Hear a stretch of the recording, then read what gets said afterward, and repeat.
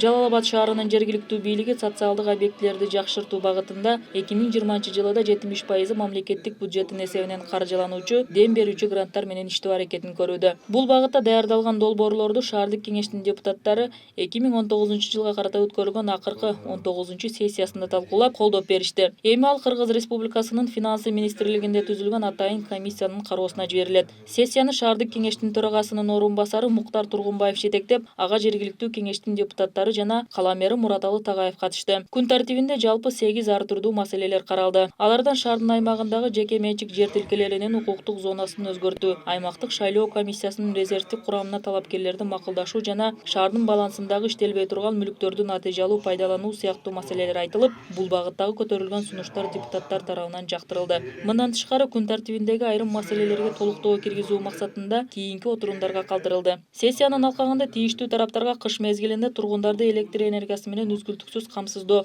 тармактын калк менен байланыш кызматын жакшыртуу сыяктуу маселелер талкууланып, эл өкүлдөрү тарабынан сунуш пикирлер айтылды. Эски жылдагы акыркы сессияда өткөздүк. STEM грант боюнча бизде бүгүнкү күндө 20 объекти боюнча талкууга коюп, STEM гранттын колдоп бердик. Зоналарды өзгөртүү маселелери. Бизге инвесторлор келип атат, үйлөрдү курушуп атат. Кээ бир жерлер ошол коммерциялык зонадан